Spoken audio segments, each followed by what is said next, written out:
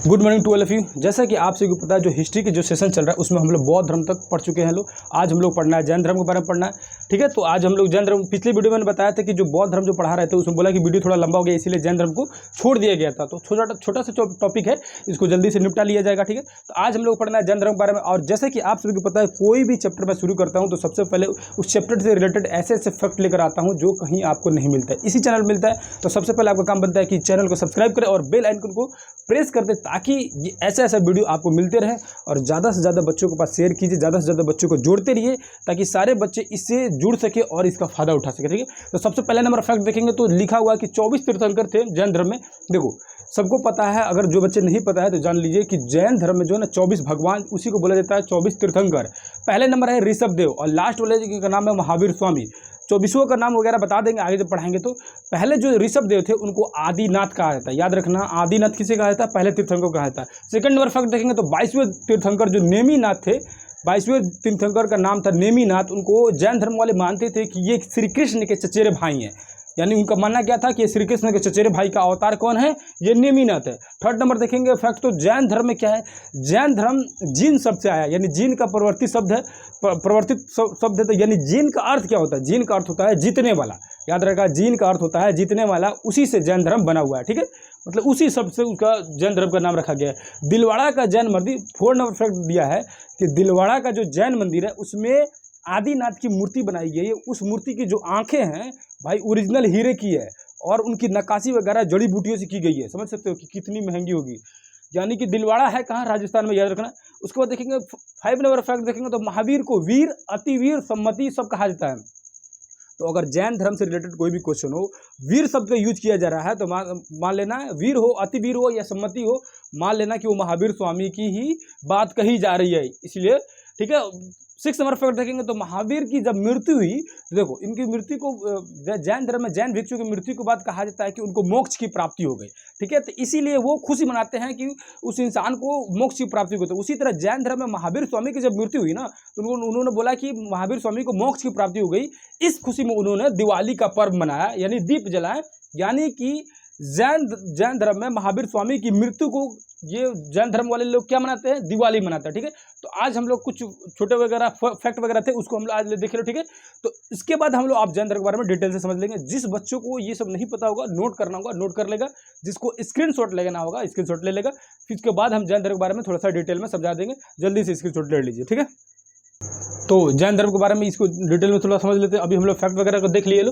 तो जैसे कि आप सबको पता है कि जैन धर्म में 24 तीर्थंकर थे। जिसको नहीं पता वो समझ ले कि 24 तीर्थंकर मतलब 24 अनुयायी आए, यानी 24 भगवान है। सीधा सीधा समझो, जैन धर्म के 24 भगवान थे। पहले का नाम था ऋषभ देव, जिसको आदिनाथ कहा जाता है, जिसको अभी जस्ट बताया, ठीक है।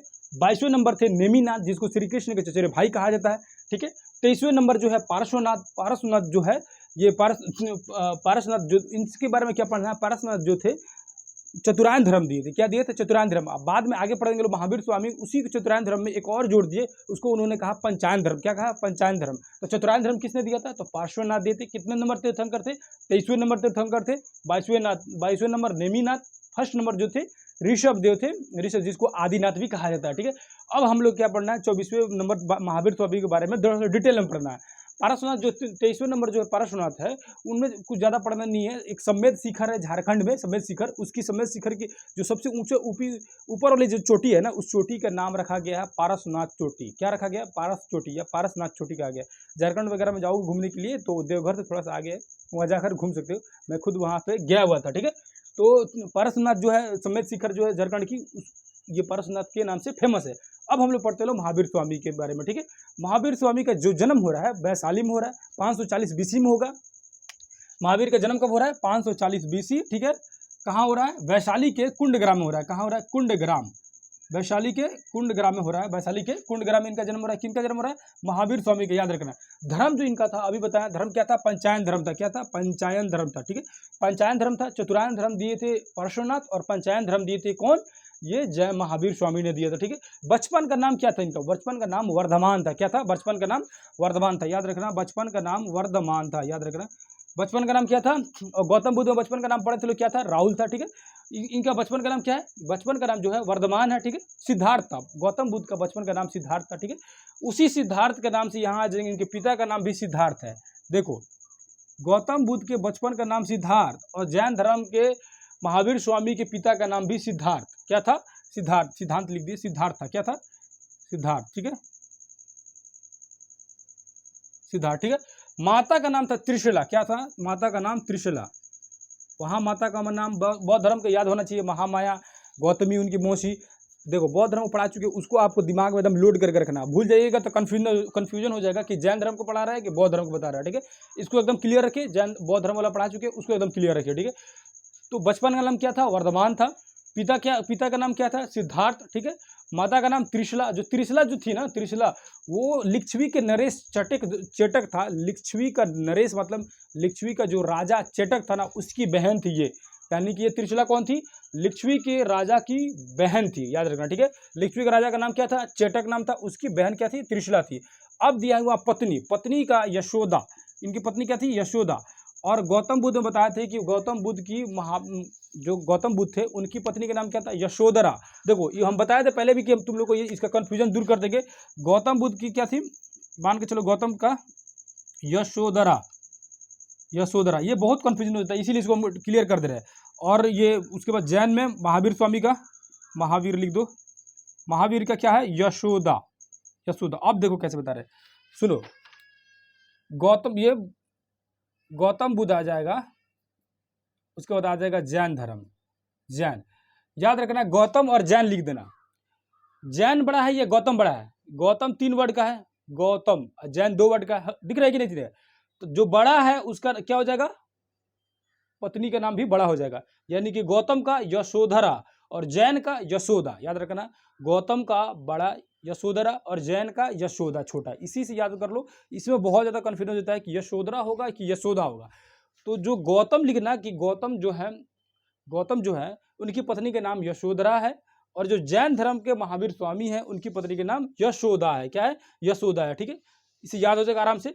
भाई का नाम क्या था? नंदीवर्मन। क्या था? नंदीवर्मन भाई का नाम था। जैन धर्म में महावीर स्वामी के भाई का नाम क्या था? नंदीवर्मन। कुल का क्या था? तो ज्ञात्रिक कुल था इनका, ज्ञात्रिक कुल था। याद रखना, इनकी कुल क्या थी? ज्ञात्रिक कुल। कुल मतलब जाति वगैरह, इनकी कैसी जाति थी? तो ज्ञात्रिक कुल। ऐसे तो जात से क्षत्रिय थे, ये राजपूत थे, क्षत्रिय थे। बेटी का क्या नाम था? बेटी का नाम था प्रियदर्शी। याद रखना, प्रियदर्शी। देखो ये सब एकदम इंपॉर्टेंट फैक्ट वगैरह क्वेश्चन है। कहानी बताने के लिए ये लूसेंट उठाओ या कोई भी एनसीईआरटी बुक उठाओ, पूरा कहानी पढ़ते रह जाओगे, लेकिन कहानी में मेन पॉइंट दिया क्या है कि हम लोग जानना क्या है, उन सब चीज़ों के बारे में जानना ज़्यादा जरूरी होता है। तो जो मेन पॉइंट दिया उसी को मैं उठा कर लेकर आया हूँ, उसको आप आसानी से समझ लीजिएगा तो अच्छे से समझ आ जाएगा। ठीक है, तो उनकी बेटी क्या नाम था? बेटी का नाम था प्रियदर्शी। दामाद क्या नाम था? जमाली। क्या नाम था? जमाली। दामाद का नाम जमाली। दामाद का नाम क्या था? जमाली। और गृह त्याग वो कब किए थे? तो गृह त्याग महावीर स्वामी किए थे 30 वर्ष की उम्र में। और गौतम बुद्ध ने बताया था गृह त्याग कब किए थे? 29 वर्ष की उम्र में। ठीक है, और उनके गृह यानी गौतम बुद्ध के गृह त्याग को क्या कहा गया था? महाभिनिष्क्रमण कहा गया था। ठीक है, और इनका गृह त्याग कब हो रहा है? 30 वर्ष की उम्र में। याद रखना, 30 ईयर, 30 ईयर। ठीक है, 30 ईयर। मोक्ष को क्या कहा जाता है? कैवल्य कहा जाता है। क्या कहा जाता है? कैवल्य। देखो मोक्ष की प्राप्ति, जो जैन धर्म में वर्ड है ना, मोक्ष की प्राप्ति को वर्ड एक शब्द अलग दे दिया गया, कैवल्य। यानी कैवल्य की प्राप्ति मतलब क्या होता है? मोक्ष की प्राप्ति कहलाता है। ठीक है, उसके बाद देखेंगे त्रिरत्न। त्रिरत्न था KFC, यानी कि के से नॉलेज, फेथ यानी विश्वास, और कैरेक्टर आचरण। ठीक है, तो त्रिरत्न यानी जैन धर्म में त्रिरत्न पूछेगा कि जैन धर्म का त्रिरत्न क्या है? सम्यक ज्ञान, सम्यक विश्वास और सम्यक आचरण। ठीक है, क्या है? सम्यक ज्ञान, सम्यक विश्वास और सम्यक आचरण। यानी कि नॉलेज, फेथ और कैरेक्टर। क्या हो जाएगा? नॉलेज मतलब हो गया ज्ञान, फेथ मतलब विश्वास और कैरेक्टर मतलब आचरण। वही चीज है जैन धर्म का 3 त्रिरत्न है, याद रखना। ठीक है, मृत्यु कहाँ हो रही है? मृत्यु हो रही है इनकी पावापुरी में 468 BC में हो रही है। ये 540 में जन्म हो रहा है, 468 में इनकी मृत्यु हो जा रही है। कहाँ हो रही है?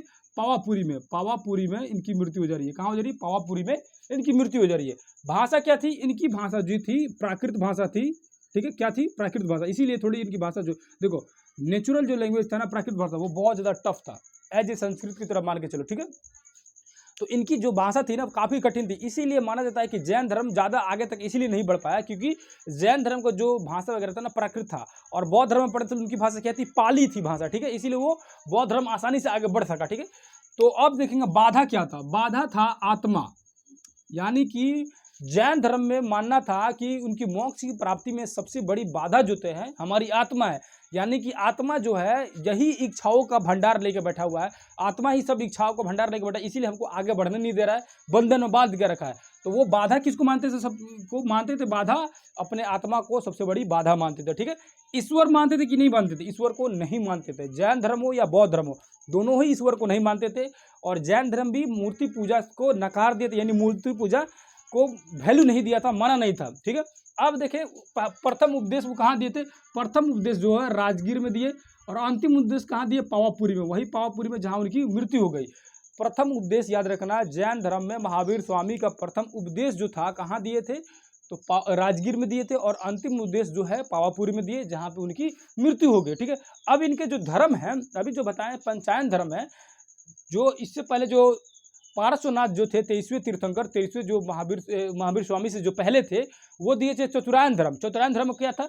सत्य बोलना है, अहिंसा करना है, मतलब हिंसा नहीं करना है, धन को इकट्ठा नहीं करना, क्योंकि धन ही है जो सभी मतलब प्रॉब्लम का जड़ होता है। ठीक है, चोरी नहीं करना है। ये 4 चतुरायन धर्म दिए थे पार्श्वनाथ। उसमें क्या किया महावीर स्वामी उठे और क्या किए? एक डाल दिए ब्रह्मचार्य, कि इंसान को ब्रह्मचार्य रहना चाहिए। खुदे शादी कर लिए और दूसरों को कह रहे ब्रह्मचार्य दे, हो सकता है ब्रह्मचार्य। ठीक है, तो सत्य अहिंसा धर्म, धन संग्रह नहीं करना है, चोरी नहीं करना और ब्रह्मचार्य रहना है। ये पंचायन धर्म किसका है? तो महावीर स्वामी का। और चतुरायन धर्म पूछेगा तो किसका हो जाएगा? पार्श्वनाथ 23वें तीर्थंकर का। देखो ये बार बार मैं बता रहा हूँ इसीलिए कि कंफ्यूजन नहीं हो, इसको एकदम ध्यान में रखना है। अब जो है जैसे कि बौद्ध संगीति हुई थी, 4 बौद्ध संगीति हुई थी, उसी तरह जैन में भी 2 संगीति हो रही है। जैन संगीति पहली जो जैन संगीति हो रही है 300 BC में हो रही है। ये हो रहा है स्थूल भद्र जो करा रहा है। अब स्थूल भद्र और भद्र भाव कौन कौन थे उसको बताएंगे, पहले इसको देख लो। जैन संगीति, प्रथम जैन संगीति हो रही है 300 BC में। ठीक है, ठीक है, उसके बाद वहाँ हुआ था कब कब हुआ था? 483, 383, 255, पहली सदी। याद रखना, बौद्ध धर्म को एकदम डिटेल क्या दिमाग में एकदम लोड करके रखना। ठीक है, अब देखो जैन धर्म के पहली संगति हो रही है 300 BC, और दूसरी जो संगति हो रही है 600 AC में हो रही है। 600 AC याद रखना, 600 ईस्वी में। और जो पहली जो बौद्ध संगति हुई थी वो 300 BC में हुई थी। पहली कहाँ हुई थी? पाटलिपुत्रा में। दूसरा बल्लभी, बल्लभी जो है गुजरात का क्षेत्र है। तो पहली हो रही है पाटलिपुत्रा, दूसरी हो रही है बल्लभी में। ठीक है, पहला जो करा रहा है कौन? स्थूलभद्र, और दूसरा जो करा रहा है देवाधिक करा रहा है। पहला जो हो रहा है ना, देखो पहली बौद्ध संगति हो रही है कहाँ हो रही है? कहाँ हो रही है? आपका पाटलिपुत्रा में 300 BC में स्थूलभद्र करा रहा है। उसी समय स्थूलभद्र ने एक पुस्तक लिखा, उस पुस्तक का नाम था 12 अंग। 12 अंग, पुस्तक का नाम क्या रखा गया? 12 अंग। ठीक है, उसके बाद सेकेंड जब हो रहा है, सेकेंड जो बौद्ध जैन संगीति जब हो रही है, तो हो रही है बल्लभी में, यानी गुजरात में, 600 AC में हो रहा है। ठीक है, करवा कौन रहा है? देवाधि करा रहा है। ठीक है, देवाधि मतलब उसका आयोजन वगैरह कराया। ठीक है, देवाधि श्रवण नाम था। ठीक है, याद रखना देवाधि श्रवण। और उस समय जो बुक लिखी गई उस बुक का नाम था 12 उपांग। पहला जो बुक है 12 अंग, दूसरा जो बुक है 12 उपांग। दोनों कब लिखा गया? बौद्ध संगीति में, जैन संगीति में लिखा गया। ठीक है, जैन संगीति में लिखा गया। ठीक है, समझ आया कि नहीं समझ आया? जैन संगीति में लिखा गया। अब देखो जो जैन धर्म के महावीर जो स्वामी है ना, उनके उपदेश वगैरह को एक बुक में लिखा गया है। उस बुक का नाम है 14 पूर्वा। क्या नाम है? 14 पूर्वा, यानी कि महावीर स्वामी के जितने भी उपदेश वगैरह दिए गए हैं उस उपदेशों को एक बुक में लिखा गया है। उस बुक का नाम है क्या? 14 पूर्वा। याद रखना, क्या नाम है? 14 पूर्वा। ठीक है, अब देखो अभी बताएं कि स्थूल भद्र के बारे में और भद्र भारू के बारे में बताएंगे। ठीक है, तो जो जैन धर्म के महावीर स्वामी थे उनके 2 गो चेला था। दोनों चेलवा का नाम था, एगो चेला का नाम था स्थूल भद्र और दूसरा का चेलवा का नाम था भद्र भाव। क्या नाम था? स्थूल भद्र और भद्र भाव। दोनों चेलवा रहता था लो। तो जो भद्र भाव था ना, तो जब मगध का शासन आएगा, मगध आगे पढ़ाएंगे, मगध के शासन काल में मौर्य का जब काल आएगा, यानी चंद्रगुप्त मौर्य का जब शासन काल आएगा, वो इसके बाद पढ़ाना। इसके बाद जस्ट हम लोग राजवंश के बारे में इंटर करेंगे लोग, तो उसमें बताएंगे जब मौर्य काल के शासन काल आएगा ना, तो उस समय मगध में, यानी बिहार का जो क्षेत्र मगध है, वहाँ बहुत बड़ा अकाल पड़ गया था, यानी भीषण अकाल पड़ गई थी बिहार के क्षेत्र में। तो क्या हुआ? चंद्रगुप्त मौर्य जो है भद्र भाऊ के साथ, याद रखना भद्र भाऊ, और ये 2 नाम लिख दे रहे हैं, भद्र बाहू और स्थूल भद्र, इस दोनों का नाम याद रखना, स्थूल भद्र। अब जो है भद्र भाऊ और स्थूल भद्र में क्या हुआ कि भद्र भाऊ चंद्रगुप्त मौर्य के साथ मिलके चल गया कर्नाटक के तरफ में, मतलब मगध क्षेत्र को छोड़ के चल गए लोग कर्नाटक में। वहाँ पे मतलब चंद्रगुप्त मौर्य जो है जैन धर्म अपना लेते हैं और भद्र भाऊ के साथ कर्नाटक चले जाते हैं। कर्नाटक में चंद्रगुप्त मौर्य जो है सललेखना विधि द्वारा मर जाते हैं। अब सललेखना विधि है क्या? बहुत सारे बच्चे के दिमाग में घुसा होगा कि ये सललेखना विधि होता क्या है। देखो जैन धर्म में क्या होता है ना, जैन धर्म में मरने की जो स्थिति ना बड़ी कठिन होता है, बड़ी टफ होता है। क्या होता है कि आप पहाड़ पे या कहीं भी एक क्षेत्र में जाके शांति से एकदम बैठ जाइए, एकदम शांति से बैठ जाइए और भूखे प्यास से तड़प के मर जाइए। अब जितना दिन लग जाए मरने में, 1 महीना लग जाए, 10 दिन लग जाए, 15 दिन लग जाए, 2 महीने लग जाए, मतलब भूखे प्यासे एकदम भूख प्यास त्याग के बैठ के मर जाना, उसी को बोलते हैं सल्लेखना विधि। ये होता है जैन धर्म में, बड़ी कठिन होता है। ओरिजिनल जैन फॉलोअर जो होता है, जैन धर्म को मानने वाला जो होता है लोग, बहुत ही कठिन उन लोगों का कार्य वगैरह होता है। ठीक है, अब जो है ये भद्रभाऊ गए थे साथ में, किसके साथ में? चंद्रगुप्त मौर्य के साथ में। ठीक है, वहां पे कर्नाटका में, कर्नाटका के श्रवण बेलगोला एक जगह है, वहां पे चंद्रगुप्त मौर्य जो है सल्लेखना विधि द्वारा मर जाता है। उसके बाद क्या है, उसी समय जो मगध में जो था ना, स्थूलभद्र रुक गया था। 2 गो चेला था लो, एगो भद्रभाऊ एगो स्थूलभद्र। भद्रभाऊ चल गया चंद्रगुप्त मौर्य के साथ में और स्थूलभद्र मगध में ही रुक गया। मगध में रुकने के बाद वो बोला क्या कि हम मतलब इस क्षेत्र को छोड़ के नहीं भागेंगे, अकाल पड़ा है तो यहाँ के लोगों की सेवा करेंगे, हम छोड़ के थोड़े जाएंगे, आप लोग को जाना है तो जाइए। तो भद्रभाऊ और चंद्रगुप्त मौर्य चले गए, यानी चंद्रगुप्त मौर्य जो है खुद वहां के शासक है, वो खुद छोड़ के चला गया और भद्रभाऊ भी चला गया छोड़ के, लेकिन स्थूलभद्र वहीं पर रहा, लोगों की सेवा वगैरह किया। जब भद्रभाऊ लौट के आया ना कर्नाटका से, तो वो क्या हुआ, उसके और स्थूलभद्र में विवाद हो गया। क्यों विवाद हो गया? भद्रभाऊ बोला कि हम लोग को क्या है ना कि वस्त्र वगैरह नहीं पहनना है, सारी चीजों को त्याग कर देना है, हमारे शरीर पर कुछ नहीं रहना चाहिए, जैसे दुनिया में है वैसे ही दुनिया में जीवन व्यतीत करके और मर जाना है, खत्म हो जाना। ठीक है, तो ये भद्रभाऊ बोला कि आप ही रहिए उघारे, हम काहे रहे हैं, आपको उघारे रहने का मन है तो आप रहिए। तो भद्रभाऊ और स्थूलभाऊ में दोनों में लड़ाई हो गई, दोनों में विभाजन हो गया। विभाजन होने के बाद 2 गो अलग अलग धर्म बन गया। एक धर्म का नाम रखा श्वेतांबर और दूसरे का नाम रखा दिगंबर। श्वेतांबर का मतलब होता है सफेद वस्त्र पहनकर घूमने वाला। तो जो जैन धर्म में सफेद वस्त्र पहनकर घूमते हैं उनको कहा जाता है श्वेतांबर, और जो लंगटे उघारे घूमता है उसको कहा जाता है दिगंबर। क्या होता है, यानी नंगे जो घूमता है उसको बोलते हैं क्या, दिगंबर। तो दिगंबर का जो मेन जो धर्म का कौन फॉलोअर, मेन मालिक कौन था, यानी कि कौन दिगंबर धर्म बनाया, तो भद्रभाऊ, और श्वेतांबर धर्म स्थूलभाऊ। अभी बताएं कि दिगंबर और श्वेतांबर धर्म कैसे आया और स्थूलभाऊ और भद्रभाऊ में क्या दूरी हो गई, क्या विभाजन हुआ, किस लिए हुआ, इस सब बारे में डिटेल में समझा दिए।